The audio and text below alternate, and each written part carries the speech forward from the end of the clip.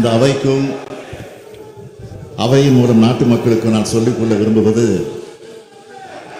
தமிழ்நாட்டில் பொது அமைதி நிலவுகிறது. பெரிய சட்டம் ஒழுங்கு பிரச்சனைகள் ஏதுமின்றி மக்கள் அமைதியாக இணக்கமாக வாழ்கிறார்கள். இதனால்தான் தொழில் முதலீடு, புதிய தொழிற்சாலைகள், இளைஞர்களுக்கு வேலை வாய்ப்பு என தமிழ்நாடு முன்னேற்ற பாதையில் சென்று கொண்டிருக்கிறது.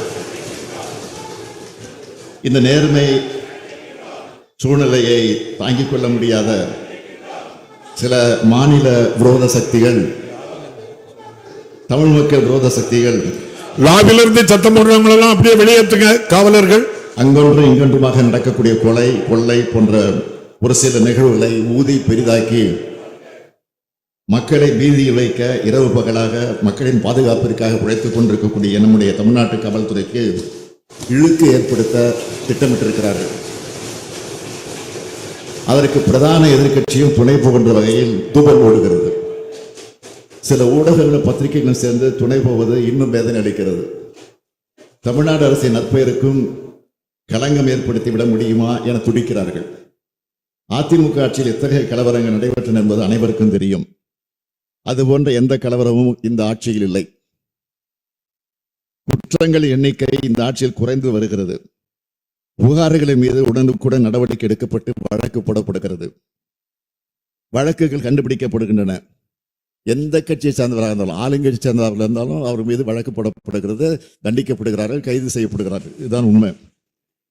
இப்படி பல்வேறு உறுதியான நடவடிக்கை எடுத்து மக்களை காவல்துறையும் தமிழ்நாடு அரசும் பாதுகாத்து வருகிறது.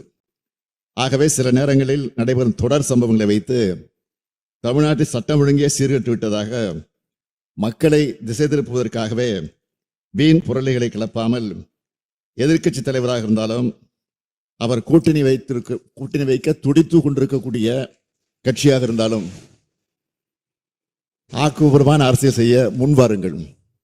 தமிழ்நாட்டில் கடந்த 10 ஆண்டுகளில் உங்களுடைய அம்மையார் அவர்களுடைய ஆட்சியிலும் சரி, தற்போது எதிர்க்கட்சி தலைவர்களின் முந்தைய ஆட்சியிலும் சரி, இப்போது எங்கள் ஆட்சியிலும் நடைபெறும் குற்ற சம்பவங்கள் தரவுகளை வைத்துத்தான் காவல்துறையினுடைய செயல்பாட்டை அளவிட முடியும் என்பதை இந்த நேரத்தில் தெரிவித்து, குறிப்பிட்ட சில சம்பவங்களை வைத்து சட்டம் ஒழுங்கு குறித்த தவறான பிம்பத்தை உருவாக்க வேண்டாம் என இந்த தருணத்தில் ஊடகங்களையும் நான் அன்போடு கேட்டுக்கொள்ள விரும்புகிறேன்.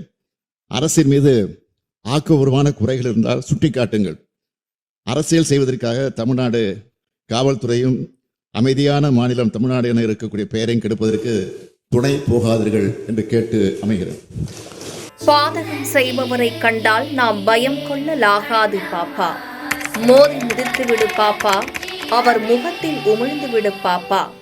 அண்மை செய்திகளை உடனுக்குடன் தெரிந்து கொள்ள இணைந்திருங்கள் எம் நாடு தொலைக்காட்சியுடன்.